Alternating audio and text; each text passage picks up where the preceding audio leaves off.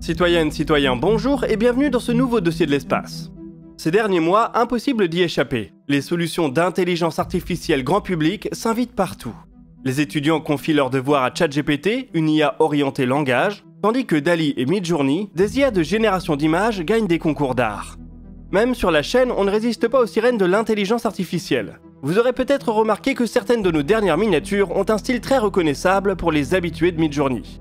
Il m'arrive par ailleurs de confier la gestion de mon regard à Nvidia Broadcast, une IA qui calcule la position de mes yeux pour qu'ils soient toujours tournés vers la caméra, même quand je me concentre sur mon script. Bon, je vous rassure, toutes les vidéos de la chaîne, y compris celles-ci, sont entièrement écrites et réalisées par des humains, même si j'avoue craindre le jour où les youtubeurs artificiels viendront nous remplacer. Au-delà de ces évolutions grand public, l'intelligence artificielle est aussi en train de bouleverser le monde de la science, et plus particulièrement celui de l'astronomie.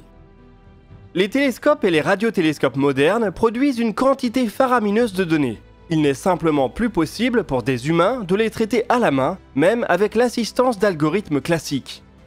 Pour continuer à trouver des aiguilles dans une botte de foin de plus en plus grosse, il devient de plus en plus courant de faire appel au machine learning, un champ de l'intelligence artificielle qui laisse des ordinateurs trouver ces aiguilles de manière semi-autonome, sans qu'on leur dise exactement ce qu'ils doivent chercher. Ces techniques intéressent tout particulièrement les chercheurs qui travaillent sur la recherche de vie intelligente dans le cosmos, et elles viennent d'ailleurs de produire des premiers résultats.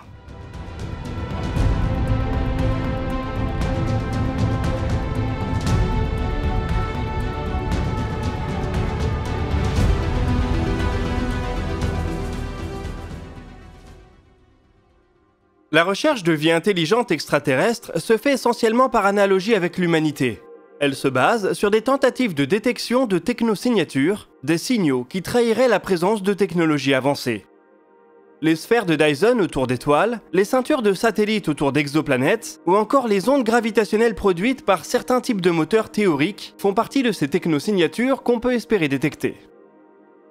Le plus gros champ de recherche concerne cependant les ondes radio. Les lois de la physique sont les mêmes pour tous, et s'il y a d'autres espèces technologiquement avancées, elles ont bien dû se rendre compte que celles-ci représentent un moyen de télécommunication formidable.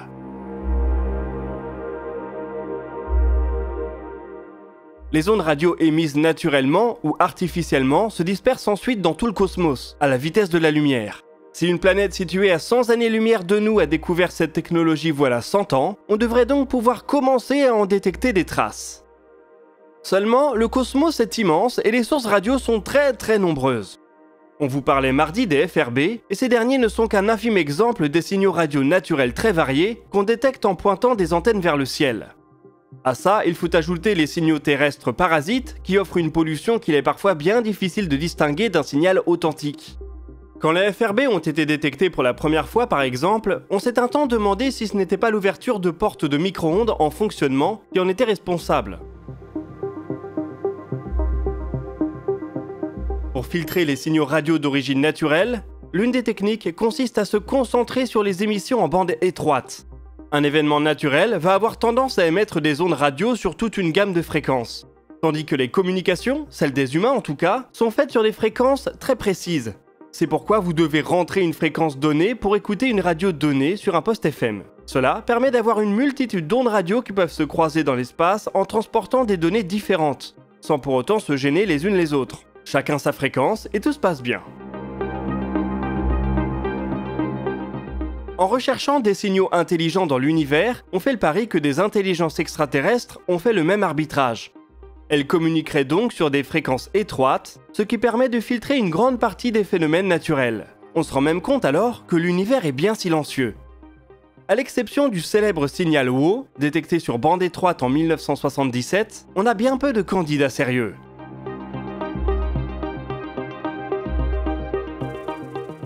C'est là qu'entre en jeu l'intelligence artificielle. Malgré toute l'ingéniosité de l'espèce humaine, fouiller dans d'immenses jeux de données en cherchant des motifs n'est pas vraiment notre fort. Les ordinateurs y parviennent beaucoup mieux. L'Institut SETI vient d'en faire la preuve en appliquant des techniques de machine learning à d'anciens jeux de données. À travers le projet Breakthrough Listen, l'Institut a accès à du temps d'observation du radiotélescope américain Green Bank. Une séquence d'observation datant de 2017 et se concentrant sur 820 étoiles proches du Soleil n'avait à l'époque rien donné.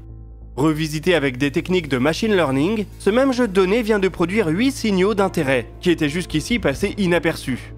Ils sont en bande étroite. Leur source semble avoir une vitesse relative par rapport à l'observatoire, ce qui indiquerait qu'elle n'est pas locale. Enfin, ils ont une origine précise, c'est-à-dire qu'ils sont perçus quand l'antenne est pointée dans une direction donnée, mais disparaissent lorsqu'elle s'en détourne. La première de ces 3 caractéristiques pointe vers un signal artificiel.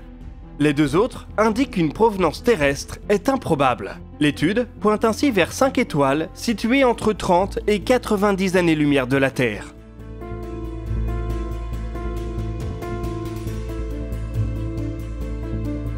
Alors, des IA viennent-elles juste de découvrir plusieurs intelligences extraterrestres à proximité du système solaire? Vous devez vous en douter, les choses ne sont pas aussi simples. Une des caractéristiques les plus importantes que l'Institut SETI s'attend à voir de la part d'un vrai signal extraterrestre, c'est une répétition. Un signal qui n'est capté qu'une fois, comme l'a été le signal WOW, ne remplit pas cette condition. Il est donc disqualifié. Les 8 nouveaux signaux dont on parle aujourd'hui n'ont eux aussi pas offert de répétition, du moins pour l'instant. Les 5 étoiles suspectées vont évidemment avoir le droit à une surveillance renforcée. Il est cependant probable que celle-ci ne donne rien.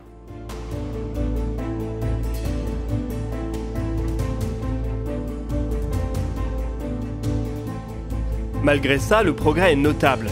Des algorithmes de machine learning ont trouvé des signaux candidats, et pas qu'un seul, là où les méthodes traditionnelles ne produisaient rien. C'est le signe qu'on peut encore grandement améliorer la manière dont on fait de la recherche de vie intelligente dans le cosmos. L'échantillon qui a produit ces 8 signaux n'était constitué que de 820 étoiles, une goutte d'eau dans l'océan de l'univers observable. Il y a déjà quantité de données qui vont pouvoir être passées au crible pour produire de nouveaux candidats. L'Institut SETI est par exemple en train de travailler avec la même méthode sur un jeu de données issu de l'observatoire MERCAT, qui concerne 1 million d'étoiles supplémentaires. Les données issues du Square Kilometre Array ou de l'antenne géante FAST pourront éventuellement subir le même traitement. Avec une base de travail de plus en plus grande, il sera alors possible d'éliminer plus finement les candidats inappropriés. Cela devrait permettre en retour d'améliorer l'entraînement des IA pour produire des résultats encore meilleurs. Avec tout l'univers observable comme matériau de base, les possibilités sont presque infinies. Ce n'est pas la promesse de trouver un jour de la vie intelligente, mais c'est assurément une garantie qu'on cherchera mieux.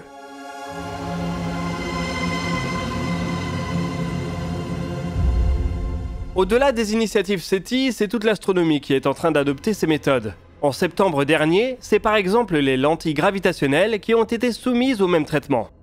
Les lentilles gravitationnelles sont un phénomène de déformation d'une lumière d'arrière-plan, à cause d'une masse importante en avant-plan. Elles sont intéressantes car elles permettent à la fois d'étudier l'objet d'arrière-plan, qui voit ainsi sa luminosité augmenter, et l'objet d'avant-plan, dont la masse peut être déduite. Après avoir passé au crible quelques dizaines de millions de galaxies, un algorithme d'intelligence artificielle a pu produire 5000 candidats de lentilles gravitationnelles.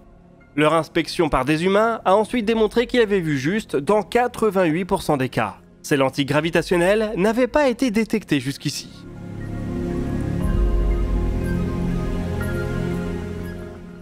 On peut appliquer les mêmes méthodes au transit d'exoplanètes, à la détection de rayons cosmiques ou à celle d'objets interstellaires. Au-delà de la découverte de nouveaux objets ou phénomènes, il est aussi possible d'utiliser ces algorithmes pour faire de la classification. L'astronomie et la radioastronomie, avec leurs jeux de données immenses, sont un peu le terrain de jeu rêvé pour les IA. Les prochaines grandes découvertes de l'astronomie vont ainsi provenir au moins autant de nouvelles méthodes d'analyse que de nouveaux instruments. Les humains ne vont cependant pas devenir inutiles, bien au contraire. Ces algorithmes auront toujours besoin d'être guidés et évalués pour offrir une réelle plus-value. Et bien entendu, il faudra toujours être capable d'analyser les données ainsi produites, d'en comprendre le sens et de faire le lien avec la physique théorique.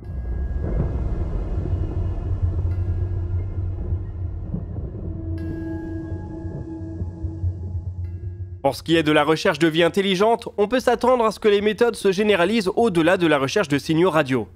Toutes les technosignatures qu'on peut imaginer forment ainsi de bonnes pistes de recherche. Chercher des sphères de Dyson en identifiant les étoiles ayant un rayonnement infrarouge disproportionné par rapport à leur rayonnement visible, chercher des ceintures de satellites en orbite géostationnaire en modélisant la signature attendue sur un transit, chercher des signatures lumineuses qui signeraient des communications par laser, etc.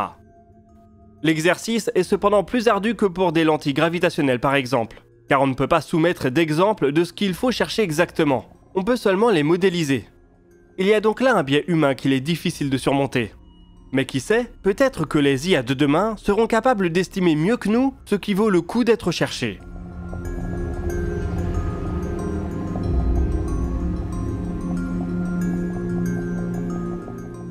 Nous voici en tout cas arrivés au bout de cette vidéo. N'hésitez pas à partager vos questions et remarques dans les commentaires. On y répondra dans la vidéo qui sortira le dimanche 19 février à 17 h. Vous pouvez consulter la description pour retrouver nos sources et nos réseaux sociaux. Nous, on se donne rendez-vous la semaine prochaine pour un nouveau DNDE, et d'ici là, citoyennes, citoyens, portez-vous bien.